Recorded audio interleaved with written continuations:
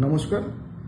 ইতিমধ্যে আপনারা জানতে পেরেছেন যে পশ্চিম মেদিনীপুর জেলা mission management unit community auditor এমপ্লয়মেন্টের জন্য একটা নোটিশ বের করেছে এবং সেখানে আপনারা আরও জানতে পেরেছেন যে আমাদের 39 জনকে এমপ্লয়মেন্ট করা হবে। সংখ্যাটি অবশ্য বাড়তেও পারে। এখন কারা কারা আবেদন করতে পারবেন, কারা কারা কী কী তার এলিজিবিলিটি লাগবে সেই সম্পর্কে আপনাদেরকে অবগত করছি।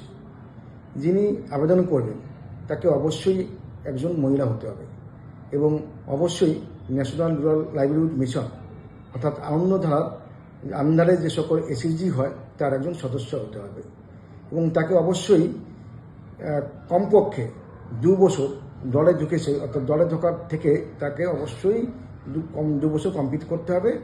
যেদিন আমরা নোটিশ করেছি অর্থাৎ 2/12/2025 সাপেক্ষে যেদিনে উনি দলে এসেছেন সেই দিনে 2/12/2025 সাপেক্ষে তাকে 2 বছর পূর্ণ হতে হবে। তার বয়স 1/12/2025 সাপেক্ষে মিনিমাম 25 বছর বা ম্যাক্সিমাম 40 বছর হতে হবে, অর্থাৎ 25 থেকে 40 বছর বয়সের মধ্যে হতে হবে। সেই মহিলা সদস্যকে অবশ্যই লোকস এর আইডি থাকতে হবে, অর্থাৎ তার নাম লোকস যে আমাদের পোর্টাল আছে তার নামটা লোকসে নথিবদ্ধ থাকতে হবে, অর্থাৎ আবেদনের সময় তার লোকস আইডি নাম্বার আবেদনপত্রে উল্লেখ করতে হবে। এবার আসি তাকে এডুকেশনাল কোয়ালিফিকেশন নিয়ে, যে সেই মহিলা সদস্যকে অবশ্যই কমপক্ষে এইচএস পাস করতে হবে যদি তার কমার্স ব্যাকগ্রাউন্ড থাকে। কমার্স নিয়ে পড়াশোনা করলে উচ্চ মাধ্যমিক পাস হলেই হবে, কিন্তু কারো যদি কমার্স ব্যাকগ্রাউন্ড না থাকে তাকে কমপক্ষে যে কোনো বিষয়ের উপরে গ্র্যাজুয়েশন কমপ্লিট করতে হবে। অর্থাৎ যদি কমার্স ব্যাকগ্রাউন্ড থাকে উচ্চ মাধ্যমিক মিনিমাম কোয়ালিফিকেশান, আর কমার্স ব্যাকগ্রাউন্ড না থাকলে গ্র্যাজুয়েশন হচ্ছে মিনিমাম কোয়ালিফিকেশান। এছাড়া কম্পিউটার নিয়েও তার একটা নলেজ থাকতে হবে।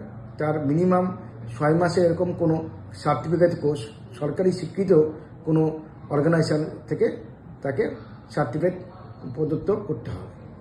সেই মহিলা সদস্যকে অবশ্যই পশ্চিম মেদিনীপুরের বাসিন্দা হতে হবে, এটা প্রথম শর্ত। সেই সকল এসএইচজি মহিলাই আবেদন করতে পারবেন যারা আমাদের পশ্চিম মেদিনীপুরের বাসিন্দা এবং পশ্চিম মেদিনীপুরেই আনন্দধারার তত্ত্বাবধানে যে সকল দল গঠন করেছে তার একজন সদস্য। তিনি কোনো পঞ্চায়েত সমিতি, পঞ্চায়েত বা গ্রাম পঞ্চায়েত বা জেলা পরিষদের কোনো পোর্টফোলিও মেম্বার থাকতে পারবেন না।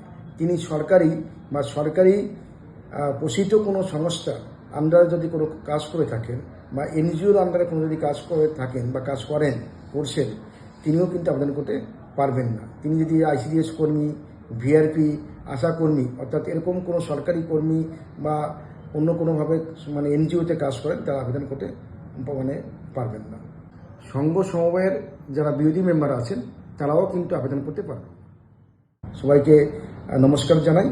আমরা সবাই যারা আবেদন করতে চান অবশ্যই 5ই ডিসেম্বর থেকে 24শে ডিসেম্বরের মধ্যে আপনারা আবেদন করবেন এবং সমস্ত আবেদনই অনলাইনের মাধ্যমে নেওয়া হচ্ছে এবং কোনো ফিজিক্যাল ফর্ম বা পোস্ট অফিসের মাধ্যমে কোনো ফর্ম আমরা গ্রহণ করব না। নমস্কার।